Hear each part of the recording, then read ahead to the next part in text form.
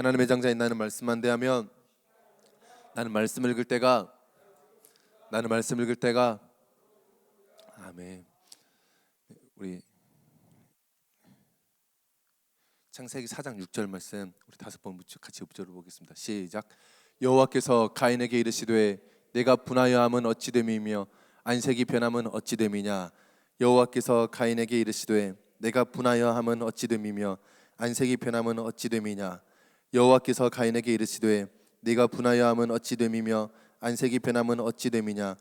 여호와께서 가인에게 이르시되 네가 분하여 함은 어찌 됨이며 안색이 변함은 어찌 됨이냐. 여호와께서 가인에게 이르시되 네가 분하여 함은 어찌 됨이며 안색이 변함은 어찌 됨이냐. 아멘. 네, 여호와께서 가인에게 이르시되 네가 분하여 함은 어찌 됨이며 안색이 변함은 어찌 됨이냐. 제가 이제 신학교 때 하루는 집에 들어가지 않고 이렇게 집 앞에 있는 문방구에 이렇게 집 앞에 앉아가지고 이렇게 집 옆에 있는 문방구를 한참 동안 이렇게 쳐다봤습니다. 저녁 시간이었는데요. 이렇게 생겼었어요. 이렇게 지금 많이 더 낡아졌는데 그때는 이거보다 좀 더 좋았거든요. 그래서 이렇게 문방구를 한참 쳐다보고 있는데 갑자기 의문점이 하나 드는 거예요. 저 간판은 왜 간판 자체에서 이렇게 빛을 발하는 거가 아니라 간판 위에다가 지금 잘 보이실지 모르겠지만 간판 위에다가 이렇게 조명을 설치해가지고 그 간판에 빛을 나게 할까라는 의문점이 생긴 거죠. 한참을 이렇게 바라봤는데도 정답을 모르겠어요. 문방구 이제 사장님이랑 이제 친분이 있어서 가서 물어봐야 될 것인가? 왜 그랬을까? 근데 지금 한 이제 10여 년이 지났는데도 아직도 저 간판에 왜 저 위에다가 그 간판 자체에서 빛이 나지 않게 하고 저 위에다 조명을 설치했는지 아직도 잘 모르겠더라고요. 전기를 아끼려고 그랬는지 아니면은 뭐 설치비를 아끼려고 그랬는지 아니면은 간판 자체에 이렇게 빛이 나려고 했는데 깜빡해놔가지고 안 되겠다 싶어가지고 이렇게 위에다가 이렇게 조명을 설치했는지 잘 모르겠더라고요. 그런데 저 사건이 제 삶에서 정말 많은 영향력을 줬습니다. 너무 궁금한 거예요. 왜 그랬을까 하면서 이게 저 간판을 본 이후로 많은 것들에 있어서 궁금한 것들을 많이 보게 됐습니다. 어디 식당에 들어가면은 왜 저기는 빨간색 의자를 갖다 놨을까 궁금한 거죠. 또 어디 왜 롯데마트를 가면은 롯데마트는 로고가 빨간색일까? 왜 이마트를 가면 이마트는 로고가 노란색일까? 궁금하더라고요. 많이 궁금하더라고요. 그래서 그때부터 사람들도 보기 시작했습니다. 저 사람은 왜 저런 행동을 하는 것일까? 저 사람은 왜 저런 행동을 하는 것일까? 그러면서 봤더니 계속해서 공부를 해야겠더라고요. 그래서 공부를 하기 시작했습니다. 그냥 재밌어서 그 도서관에 가가지고 모든 이렇게 논문들 이렇게 다 뒤져가면서요 공부를 하기 시작했어요. 내가 이걸 가지고 소논문 하나 내가 작성하는 한이 있더라도 내가 공부를 한번 해봐야겠다 싶어서요. 왜 그랬을까 도대체? 그래서 이제 공부를 하기 시작했습니다. 사람에 대해서 공부하려고 철학도 공부해보고 심리학도 공부해보고 심지어 교육학까지 공부를 해봤어요. 그리고 저런 것들이 너무나도 궁금해서 디자인 공부까지도 해봤었어요. 그러면서 정말 놀라운 결과를 하나 알아냈는데 모든 것에는 만들어진 이유가 있다는 것입니다. 괜찮으신가요? 너무 충격적이었거든요. 너무 충격적이었어요.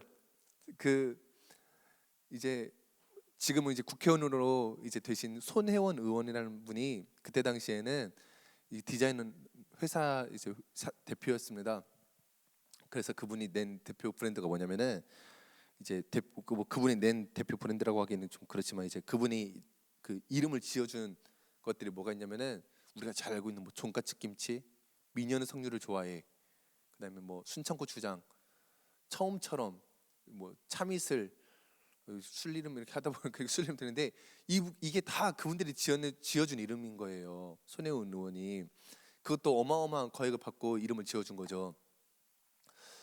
우리가 봤었을 때는 순천고추장, 순천에서 난 고추장이니까 순천고추장이겠지라고 생각을 하고, 우리가 생각했을 때는 종갓집 김치에서 만들었으니까 종갓집 김치겠지라고 생각했는데 그게 아니라 그 종갓집 김치를 만들기 위해서 그 당시에 그 우리나라에서 가장 훌륭한 디자이너 중에 한 명이 고민을 했는데 심사숙고를 해가지고 그래 종갓집 김치라고 결정을 하자라고 해서는 그거를 이제 그 회사 사장한테 그 당시에도 뭐 조각지 김치며 뭐 민년 석류를 좋아하며 뭐 처음처럼이 뭐 참이슬이며 하여튼 그 당시에도 하여튼 그 뭐 사람들에게 인정을 받고 있는 그 당시 최고의 이제 경영자들한테 사인을 받아낸 거죠. 우리는 그냥 그래 뭐 이렇게 항상 마트에 가면은 마트 이렇게 생겼네 하고 이제 생각을 하지만 마트에는 다 계산을 해서요. 높이며 그 높이에 어떤 높이에 무엇을 둘 것이며 어디 위치에다 무엇을 둘 것이며 사람들이 엄청나게 그 마트에 있는 물건을 배치하기 위해서 심사숙고를 하고 고민을 하고 고민을 하고 또 고민을 해서 그 마트에 있는 물건들을 배치를 한다는 것이었습니다. 너무나도 충격적이었죠. 아무것도 그냥 만들어진 것이 하나도 없더라고요. 단 하나도 과자 봉지 하나라도 그 무엇 하나라도 그냥 누가 야 그냥 내가 대충 해 하고서 한 것이 아니라 누군가가 다 심사숙고하고 고민하고 색상을 뭐 새우깡을 만들 때 색깔을 우리가 빨간색으로 할 것이냐 노란색으로 할 것이냐 주황색으로 할 것이냐 그러면은 주황색이면 이걸 진한 주황으로 할 것이냐 연한 주황으로 할 것이냐 엄청난 고민을 거쳐서 내놓은 것들이 새우깡 600원짜리더라고요. 여기 있는 것들도 다 마찬가지죠. 여기 있는 거 나무 하나하나 뭐 여기 뭐 이렇게 여러분 뭐 보셨을지 모르겠지만 여기 이렇게 벽에 있는 기둥에는 이렇게 구멍도 다 뚫렸는데 구멍 크기 하나하나까지도 다 사람들이 심사숙고하고 고민하고 고민해서 결정이 나는 것입니다. 우리가 보고 있는 것 그 어떤 것도 단 하나도 대충 이루어진 것이 없고 우리가 보고 있는 것 그 어떤 것 하나도 그냥 있는 것이 하나도 없다는 것입니다. 그런데 하나님께서 우리들의 삶을 어떻게 하셨겠냐는 것이죠. 600원짜리 새우깡 하나도 대충 만들지 않았는데 그 표면을 만들기 위해서 그 안에서는 그 뒤에서는 엄청난 싸움이 일어났는데 우리들의 삶은 더욱더 놀랐다는 것입니다. 우리들의 삶은 그냥 대충 이루어진 것이 아니라는 것입니다. 우리들의 삶은 하나님께서 고민해서 만든 것이 우리들의 삶의 방향성이라는 것이죠. 우리들은 우리들의 표면을 바라보면서 그냥 아무렇지 않게 지나갑니다. 다 모든 것이 다 표면이잖아요. 다 표면인데 아무렇지 않게 지나가거든요. 하물며 음료수 하나도 그렇게 만들고 하물며 소주 이름도 하나도 그렇게 만들고 하물며 그 600원짜리 500원짜리 과자 봉지 하나도 그렇게 만드는데 하나님의 우리 인생의 모든 것을 대충 배치한 것이 아니라 하나님께서 여러분들 성품 하나하나를 생각하고 하나님께서 여러분들의 발걸음 하나하나를 생각해서 오늘 또 주님께서 완전하게 그리고 온전하게 인도하실 줄 믿습니다. 우리는 겉에 드러나는 표면이 아니라 그 안에 있는 본심으로 살아가는 자들입니다. 오늘 하나님께서 가인에게 물으셨죠. 여호와께서 가인에게 이르시되 네가 분하여함은 어찌 됨이며 안색이 변함은 어찌 됨이냐. 왜 그러는 거냐? 너 왜 화냈어? 너 왜 그랬어 그때? 너 왜 지금 나한테 화내고 있는 거니? 너 왜 안색이 왜 그래? 너 표정이 왜 그래? 하나님께서 궁금해서 물으시는 거 아니잖아요. 우리가 자녀들을 훈계하면서도 너 왜 그랬냐? 라고 물어봤었을 때 다 알고 있잖아요. 마음으로는. 주님께서도 마찬가지죠. 우리는 그러면은 자녀가 저 그냥 심심해서 그랬어요. 아니면 저 그때 너무 화가 나서 그랬어요. 우리 이미 다 알고 있는 거거든요. 그런데 주님께서 지금 표면적으로는 여호와께서 가인에게 이르시되 표면적으로는 뭐라고 하냐면 네가 분하면 어찌 됨이며 안색이 변하면 어찌 됨이냐. 너 왜 화냈냐는 것입니다. 너 왜 싸웠냐는 것이죠. 너 뭐 무슨 일 있었어? 궁금해서 물어보는 것이 아니라 다 알고 있습니다. 7절을 보면 하나님은 그 누구보다도 정확하게 이 답을 알고 있었습니다. 하나님은 우리들의 표면 그 하나님의 표면은 우리를 향해서 이렇게 질문을 던지지만 그분의 진심은 다 이미 그 마음속에는 답을 알고 계셨던 것이죠. 우리는 하나님의 이 진심을 날마다 캐치하는 삶을 살아야 합니다. 우리의 인생 표면에 나타나는 것들에 대한 모든 것들은 하나님의 그 진심을 다 발견해야 되는 것이죠. 그 별 볼 일 없는 마트 지낼 때도 뭐 사람이 다 계산하고 뭐 배치하고 사람이 들어왔을 때는 무엇을 어디다 놓을 것인가, 또 여기 있는 소비 성향이 일어나니까 무엇을 어디다 놓을 것인가 다 계산하면서 마트에 진을 배치했는데 하나님께서 우리들의 삶의 일련의 사건들을 배치할 때 그냥 배치하지 않는다는 것입니다. 다 계획적이고 다 순서적이고 다 하나님께서 이것을 여기다 놓아야 될 것인가 말아야 될 것인가 고민하고 여러분들에게 가장 좋은 것을 주기 위해서 여러분들에게 가장 좋은 삶을 베풀기 위해서 하나님께서는 심사숙고하신다는 것이죠. 하나님께서는 그러면서 우리에게 묻습니다. 너 왜 화내니? 너 왜 안색이 그렇게 변했니? 너 왜 이렇게 힘들어하니? 너 왜 이렇게 불평하니?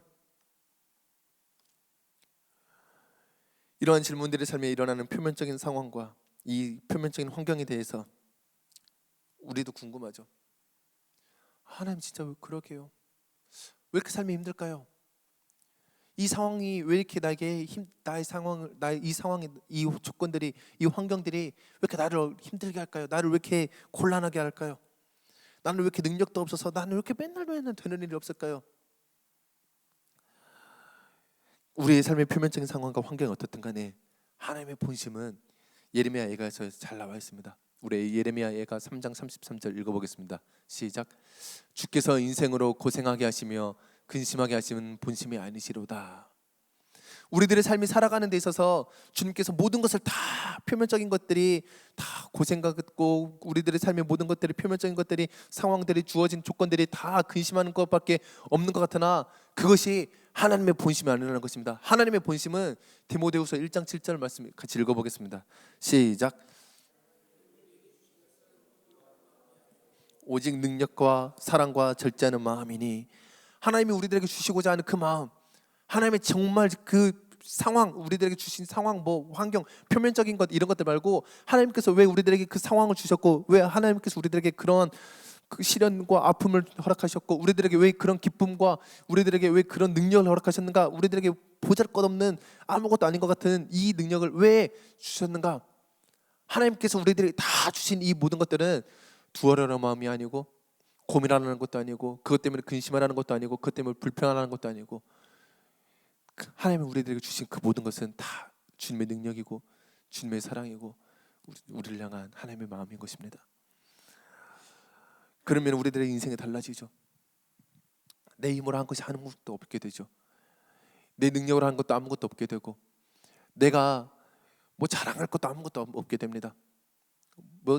내가 뭐 아무리 사회적으로 승진하고 뭐 잘나고 뭐 모든 부와 명예를 다 가졌다 할지라도 내가 한 것이 아니라는 것입니다. 내가 과거에 했던 모든 실수들이 내가 한 것이 아니라는 것이죠. 내가 과거에 있었던 정말 아팠던 트라우마 같은 그 사건들이 나와 부모님 간에 있었던 뭐 나와 친구 간에 있었던 내가 가지고 있었던 모든 아픔들이 내가 가지고 있던 모든 상황과 모든 환경들이 다 내가 한 것이 아니라 하나님께서 그 표면을 주시기 위해서 고민하면서 일련의 사건들을 다 배치했다는 것입니다. 오늘 우리들에게 주어진 그 모든 상황과 환경 속에서 하나님의 그 진심 어린 사랑과 하나님의 진심 어린 그 마음을 하나님께서 우리들에게 주시기로 했던 그 모든 계획을 다 발견하는 하루가 되길 소망합니다. 오늘 기도하도록 하겠습니다. 하나님 아버지 감사합니다.